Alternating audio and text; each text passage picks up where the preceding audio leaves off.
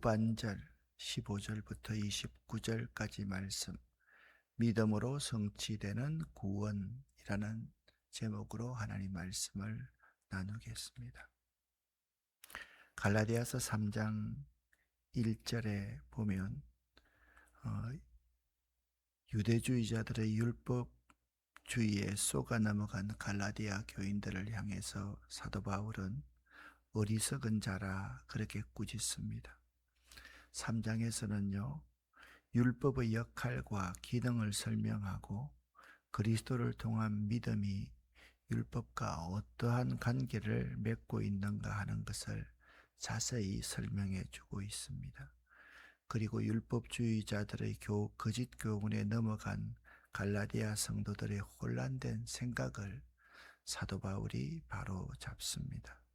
계속해서 말씀을 드리지만 구원은 믿음 외에 다른 첨가물을 넣어서는 안 됩니다. 사람들이 자꾸 구원도 참 좋지만 행위도 좀 있어야지. 사람은 개차반 같은데 어떻게 믿음으로 구원을 받니? 저렇게 사람을 죽인 사람인데 어떻게 믿음으로 구원을 받니? 그렇게 이야기를 하는데, 그가 진심으로 회개한다면 과거에 어떤 것도 묻지 않고 오직 믿음으로만 구원을 얻는 것이 복음의 내용입니다. 특별히 이 구원은 하나님의 약속과 긴밀한 연관이 되어 있습니다. 세상의 약속은요, 상황에 따라 변하곤 합니다. 계약서에 도장을 찍어도 파기되기도 하고요. 믿었던 사람의 약속이 물거품이 되기도 합니다. 그런데 오늘 본문에서 사도 바울은 하나님의 약속은 인간의 상식을 뛰어넘는 절대적인 신실함을 가지고 있음을 선포하고 있습니다. 우리가 알아야 할 것은 항상 하나님의 약속은 어떠한 법칙보다 앞선다라는 사실입니다. 그러니까 두 가지가 있습니다. 하나님의 약속이 있고 율법이 있습니다. 하나님의 약속이 먼저 있었지 율법이 먼저 있는 것은 결코 아니다. 하나님의 인도하심과 섭리가 먼저 있었지 율법이 먼저 있는 것이 아니다.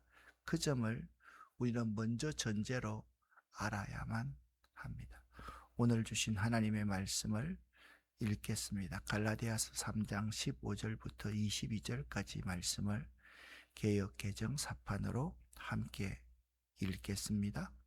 형제들아, 내가 사람의 예대로 말하노니 사람의 언약이라도 정한 후에는 아무도 패하거나 더하거나 하지 못하느니라. 이 약속들은 아브라함과 그 자손에게 말씀하신 것인데 여럿을 가리켜 그 자손들이라 하지 아니하시고 오직 한 사람을 가리켜 네 자손이라 하셨으니 곧 그리스도라. 내가 이것을 말하노니 하나님께서 미리 정하신 언약을 430년 후에 생긴 율법이 폐기하지 못하고 그 약속을 헛되게 하지 못하리라. 만일 그 유업이 율법에서 난 것이면 약속에서 난 것이 아니리라. 그러나 하나님이 약속으로 말미암아 아브라함에게 주신 것이라. 그런즉 율법은 무엇이냐? 범법함으로 더하진 것이니라. 천사들을 통하여 한 중보자의 손으로 베푸신 것인데 약속하신 자손이 오시기까지 있을 것이라. 그 중보자는 한 편만 위한 자가 아니라 하나님은 한 분이시니라. 그러면 율법이 하나님의 약속들과 반대되는 것이냐? 결코 그럴 수 없느니라. 만일 능히 살게 하는 율법을 주셨더라면 의가 반드시 율법으로 말미암았으리라. 그러나 성경이 모든 것을 죄 아래에 가두었으니 이는 예수 그리스도를 믿음으로 말미암는 약속을 믿는 자들에게 주려 함이라. 아멘. 15절 말씀을 보니까 내가 사람의 예를 들어서 말한다, 그렇게 말씀하고 있습니다. 바울은 사람의 예를 들어 이렇게 설명하고 있습니다.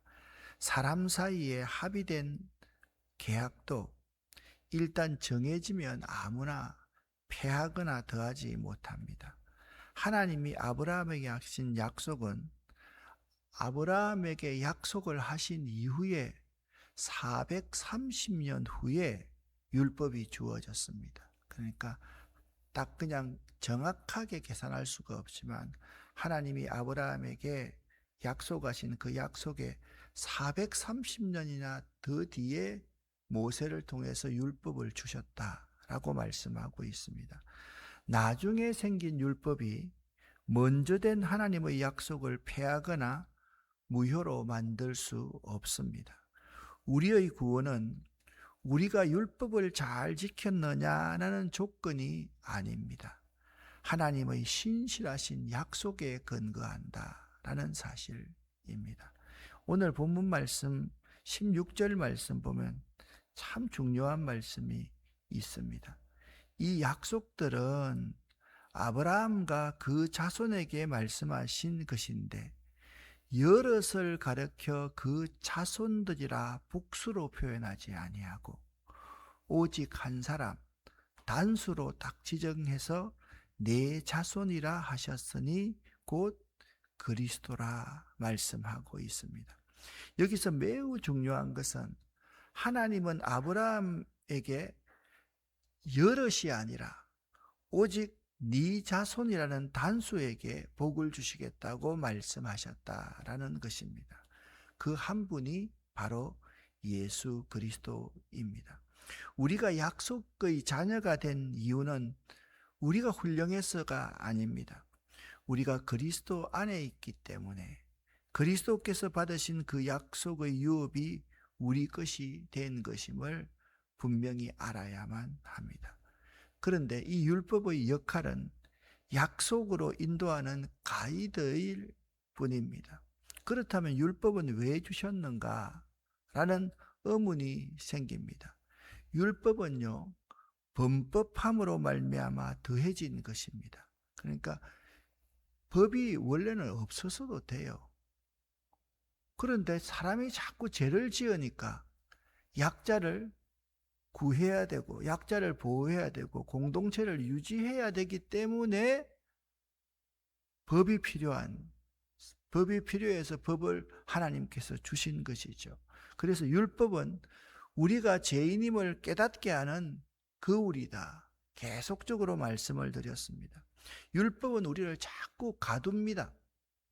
스스로의 힘으로는 구원받을 수 없음을 깨달은 자만이 하나님이 거저 주시는 약속의 은혜를 간절히 붙잡게 되는 것입니다. 결국 율법은 우리를 예수 그리스도께로 인도하는 가이드의 역할을 한다라는 걸 알아야 돼요. 그러니까 가이드가 필요 없는 게 아닙니다.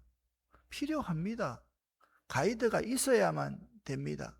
그런데 율법은 철저하게 우리를 가두어두면서 우리의 힘으로는 구원받을 수가 없구나. 613가지의 율법의 조항이 있는데 그것을 다 지킬 사람이 죄 하나만 지으면 죄인이지 600몇 가지의 죄를 다 지었다고 해서 죄인이 아니지 않습니까? 하나만 지으면 죄인입니다. 살인 하나 하면 죄인이 되는 것입니다. 예? 돈 문제, 경제 범죄 그 하나만 하면 죄인인 것입니다. 율법은 바로 우리가 죄인임을 깨닫게 해주어서 하나님의 언약, 하나님의 약속을 붙들 수밖에 없게 만드는 우리를 인도하는 가이드이다. 그렇게 말씀하고 있습니다. 우리는 율법의 종이 아니라 약속의 자녀입니다. 그러므로 우리는 약속 위에 서는 삶을 살아야만 합니다. 나의 행위가 부족할 때 사탄은요, 자꾸 정죄합니다. 그런데 하나님의 약속은 취소되지 않습니다. 이전에 하나님께서 약속을 해두었기 때문에 그렇기 때문에 내가 봐도 나를 못 믿어. 내가 봐도 내가 신뢰 안 돼. 그렇다 할지라도 결코 흔들리지 마십시오. 하나님의 약속이 우선입니다. 이걸 좀 쉽게 생각하면 이렇습니다. 우리에게 다 자녀가 있지 않습니까? 자녀가 있으면 우리의 조그마한 유산을 물려준다고 그렇게 할 때 나중에는 당연히 자녀이기 때문에 물려주지, 그 자녀가 다른 자녀보다 좋은 대학을 갔냐, 더 착하냐, 더 말을 잘 듣냐, 이런 조건 때문에 자기의 유산을 물려주지, 저런 것 아니지 않습니까? 마찬가지입니다. 우리의 구원은 하나님의 약속에 근거한다. 은혜에 근거한다. 하나님이 우리를 불러서 우리를 복중에 있기 전부터, 어머니의 태에 있을 때부터 우리를 택정하시고, 그리고 우리를 불러주셨기 때문에 우리가 의롭게 여김을 받은 바 되고 하나님의 자녀가 되고 구원의 자녀가 되는 것입니다. 유업은요, 노력으로 따내는 것이 아닙니다. 자녀이기에 그저 받는 선물입니다. 그렇습니다. 그러므로 우리는 은혜를 누리는 사람들이 되어야만 합니다. 하나님은요, 예수 그리스도를 보내면서 예수 그리스도를 약속의 보증자로 보내주셨습니다. 약속하면 예수 그리스도와 다 상관이 있습니다. 그래서 구약, 신약, 그러니까 구약은 오실 예수님에 대해서 말하고 있고 신약은 오신 예수님에 대해서 말씀하고 있습니다. 약속의 실체이신 예수님 안에 거할 때, 예수 안에 거할 때 아브라함에게 약속하신 모든 복이 여러분의 삶에, 나의 삶에 흘러 넘칠 것입니다. 그러므로 우리는 예수 그리스도를 잘 붙들어야만 합니다. 그래서 신약 성경 여러 곳에 나오는 것, 엔 그리스도, 그리스도 안에, 주 안에 너무 중요합니다. 우리가 그 안에 거하기만 하면 하나님의 유업을 받는 귀한 자녀가 될 수 있다라는 것입니다. 두 번째 주제입니다. 우리 인생에 때가 있듯이 신앙의 역사에도 하나님의 정하신 시간표가 있습니다. 바울은요, 오늘 본문에서 믿음이 오기 전의 시대와 믿음이 온 이후의 시대를 극명하게 대조하고 있습니다. 그러니까 때는 두 가지가 있습니다. 믿음이 오기 전에, 이걸 다른 말로 하면 예수님께서 오시기 전과 예수님께서 오신 그 이후의 때를 극명하게 대조하면서 우리가 누리는 은혜가 얼마나 놀라운 것인지를 설명해 주고 있습니다. 우리들은 율법의 구속에서 복음의 자유로의 때를 기다리는 믿음이 필요합니다. 그래서 우리는 복음 안에서 진리를 알지니 진리가 너희를 자유케 하리라. 그러니까 율법 안에 있으면 날마다 내가 나를 바라볼 때 실망스럽습니다. 왜냐하면 죄인이기 때문에 그렇습니다. 복음 안에 있다는 것은 무엇입니까? 예수 그리스도가 십자가 위에서 내 죄를 대속하심으로 내 죄의 문제가 해결되었기 때문에 그렇습니다. 그래서 우리가 율법 안에 있느냐 복음 안에 있느냐는 아주 큰 차이가 있습니다. 둘 다 죄인입니다. 그런데 이쪽은 그분이 십자가에서 대속의 죽음을 죽으셨다는 사실을 믿음으로 받아들이는 사람입니다. 이 사람은 속량받은 사람입니다. 똑같이 죽는 사람에게 왕의 사면령이 내려진 사람과 사면령이 내려지지 않는 사람은 다르지 않습니까? 사면령이 내려지지 않으면 똑같은 사형자들, 한 사람은 죽고 한 사람은 사면령을 받은 사람은 삽니다. 바로 이것과의 차이와 똑같습니다. 23절부터 29절 마지막 절까지 3장 23절부터 29절입니다. 함께 읽어보겠습니다. 믿음이 오기 전에는 우리는 율법 아래 매인바 되고 계시될 믿음의 때까지 갇혔느니라. 이같이 율법이 우리를 그리스도에게로 인도하는 초동교사가 되어 우리로 하여금 믿음으로 말미암아 의롭다함을 얻게 하려 함이라. 믿음이 온 후로는 우리가 초등교사 아래에 있지 아니하도다. 너희가 다 믿음으로 말미암아 그리스도 예수 안에서 하나님의 아들이 되었으니 누구든지 그리스도와 합하기 위하여 세례를 받은 자는 그리스도로 옷 입었느니라. 너희는 유대인이나 헬라인이나 종이나 자유인이나 남자나 여자나 다 그리스도 예수 안에서 하나이니라. 너희가 그리스도의 것이면 곧 아브라함의 자손이요 약속대로 유업을 이을 자니라. 아멘. 여기 초등교사, 이것은 옛날 성경에는 몽학선생이라고 그렇게 번역되어져 있는 단어입니다. 믿음이 오기 전에 우리는 율법 아래 매여 있었습니다. 23절에 보니까 믿음이 오기 전에 갇힘받은 우리라는 표현에서, 이 갇힘받은다는 것은 오늘날로 말하면 구속이 되었다, 인신이 구속이 되었다, 이 말이죠. 이 표현에서 구속이란 의미를 생각하는데, 본문의 갇혔다라는 표현은 군대나 감옥에 격리된 상태를 의미합니다. 율법은요, 우리가 죄인임을 낱낱이 드러내어서 우리 스스로는 결코 빠져나갈 수 없는 감옥에 우리를 가두었습니다. 이것은 절망을 주려는 목적이 아닙니다.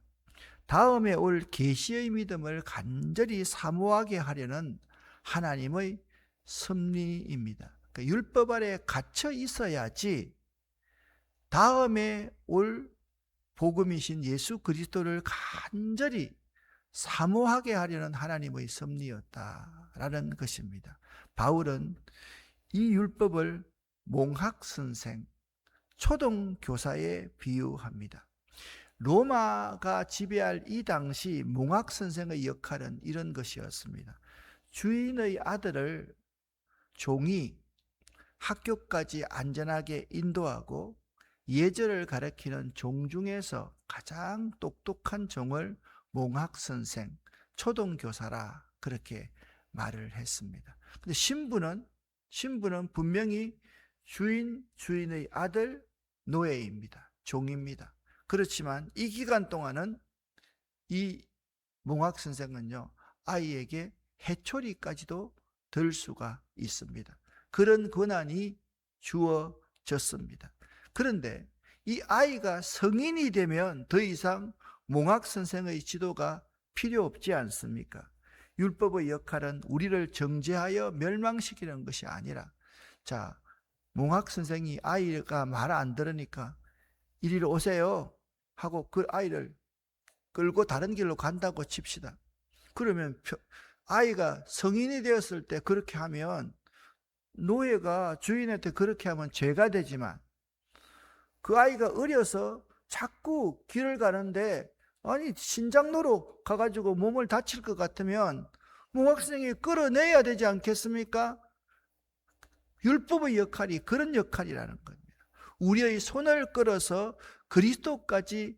그리스도께로 인도하려는 것까지 그 역할을 몽학선생이 담당하게 되었던 것입니다. 예수 그리스도가 오신 이후에 몽학선생이 필요합니까? 필요하지 않습니까? 필요하지 않습니다. 아이가 성인이 되어서는 몽학선생이 필요하지 않듯이 예수 그리스도가 오신 이후에는 자꾸 율법을 지켜야 된다, 이런 말을 해서는 안 된다라는 겁니다. 아이가 성인이 되었는데도 종이 아이에게 계속 명령하고 아이를 때린다면 그 종이 살아남을 수 있겠습니까? 마찬가지라는 겁니다. 우리는 더 이상 율법이라는 엄한 서성 아래 있을 필요가 없습니다. 이제 우리는 그리스도와 합하여 옷 입는 자가 되었습니다. 이제 믿음의 때 예수 그리스도가 도래했습니다. 예수 그리스도를 믿는 자들에게는 놀라운 신분의 변화가 일어납니다. 우리는 율법 아래에서는 종이었으나 믿음 안에서는 하나님의 자녀가 되었습니다. 하나님의 아들과 딸이 되었습니다.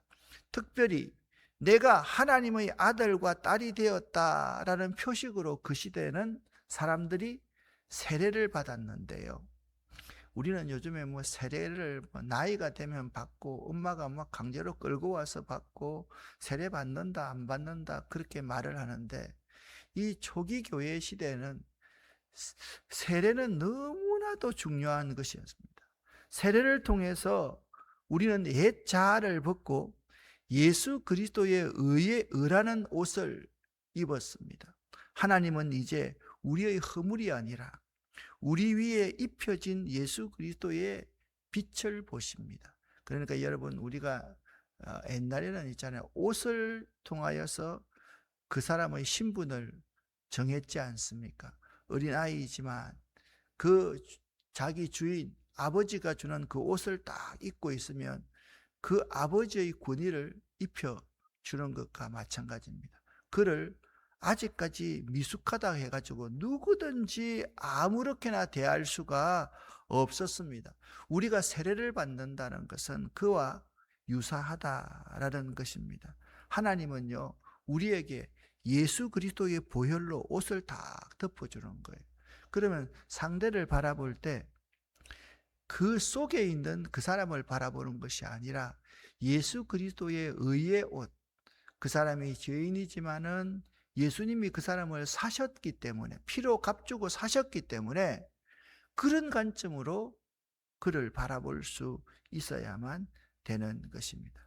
우리들은 예수 그리스도를 받아들임으로써, 세례를 받아들임으로써 예수 그리스도가 나의 죄를 사했습니다. 그러니까 하나님의 자녀가 되었지 않습니까? 그래서 우리들은 약속대로 유업을 이을 자가 된 것입니다. 그리스도 안에서는 세상이 나는 모든 장벽들이 다 무너집니다. 구원받고 나서도 나는 유대인이다, 헬라인이다 말하면 안 된다라는 겁니다. 유대인이 헬라인보다 조금 더 나아, 그런 거 안 된다라는 겁니다. 종이나 자유인, 구원받고 나서는 종이냐 자유이냐 이거 아무런 문제가 안 된다라는 것입니다. 남자와 여자, 성별의 차이도 있을 수가 없습니다. 구원받은 사람은 모두가 다 하나입니다. 똑같습니다. 평등합니다. 우리는 혈통이 아니라 믿음으로 말미암아 아브라함의 영적 후손이 되었던 것입니다. 우리는 이제 하나님 나라의 모든 풍성한 복을 상속받는 하나님의 유업을 이을 자가 되었습니다. 옛날에 제가 이제 구원받고 그렇게 이제 중학교 3학년 때 본격적으로 하고 고등학교 나와서 이제 대학 가고 이랬을 때 교회학교 교사를 하면 여러분 생각나는 게 있을 겁니다. 이런 찬송 생각나지? 어린이 교사 딱 이렇게 해가지고 왕 나는 왕자다, 하나님 나라에 나는 왕자다. 그 다음 2절은 공공 나는 공주다. 그게요, 그때 그냥 부르는 그냥 어린이 찬송과 같지만 굉장한 의미가 있는 찬송입니다. 요새 사실 그런 찬송을 좀 불러야만 됩니다.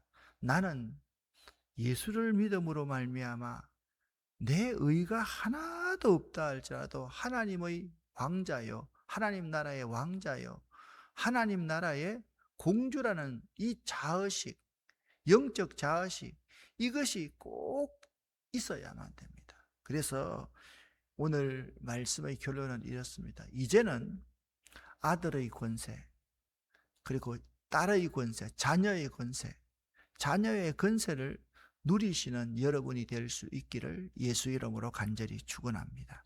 우리는 더 이상 율법에 갇힌 죄수도 아니요, 몽학 선생의 해초리 안에 있는 어린아이도 될 수가 없습니다.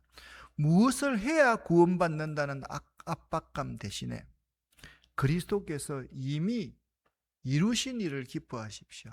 그리스도께서 이미 이루신 일은 뭡니까? 너는 내 아들이야, 내 딸이야. 그렇기 때문에 하늘나라의 유업을 너에게 내가 상속 다 했어. 너는 이미 구원받은 자야. 그러니까 already not yet입니다. 이미 아직 이루어지지 않았지만 이미 우리 속에는 뭐가 있다고요? 구원이 있다는 거예요. 유업이 있다는 거예요. 그 자식을 가지고 살아가면 이 땅에서 조금 실패했다 하더라도 우리는 좌절하고 낙심하지 않습니다. 왜냐하면 영원한 하나님 나라를 유업으로 받기 때문입니다. 지금은 내가 거지처럼 있다 그러지만 내 신분은 누굽니까? 왕자요 공주라는 사실을 잊지 말아야 한다라는 것입니다. 우리의 정체성은 우리의 죄인과 실수에 있지 않고 우리를 듣고 있는 예수 그리스도의 이름, 예수의 피공로에 있습니다. 그러므로서 예수 그리스도로 옷을 입어라. 보혈의 공로로 옷을 입어라. 그렇게 말씀하고 있는 것입니다. 차별 없는 사랑으로 그리스도 안에서 하나됨을 힘써 지키시는 여러분이 될 수 있어야 됩니다. 구원받고 나서도 나는 저 사람보다 조금 나아, 저 사람은 조금 모자라, 그런 생각을 결코 해서는 안 됩니다. 교회는요, 가장 나쁜 버릇이 뭔지 압니까? 비교하는 것입니다. 비교하는 것입니다. 비교해서는 안 됩니다. 우리를 자유케 하신 계시될 믿음의 예수와 함께 유업을 이을 자답게 당당하게 오늘도 여러분의 길을 걸어갈 수 있기를 바랍니다. 오늘 주제는 이렇습니다. 나는 하나님 나라의 왕자입니다. 나는 하나님 나라의 공주입니다.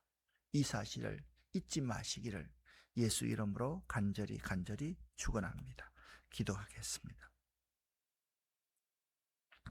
살아계신 하나님 아버지요, 나는 하나님 나라의 자녀임을 결코 잊지 않도록 도와주시옵소서. 오늘 아브라함의 예를 들어서 저희가 깨닫습니다. 하나님이 아브라함을 먼저 선택하여서 불렀고 그 이후에 430년이나 지나서 모세를 통해서 율법을 주셨습니다.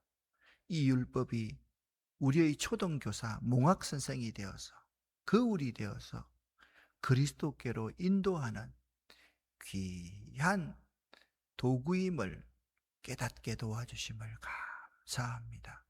우리가 이 사실을 잊지 않도록 도와주시옵소서. 오늘 새벽도 하나님 아버지, 우리가 기도합니다.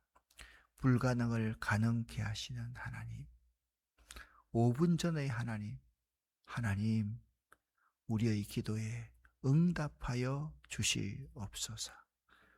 예수 그리스도 이름으로 축복하옵고 간절히 기도 올립니다. 아멘.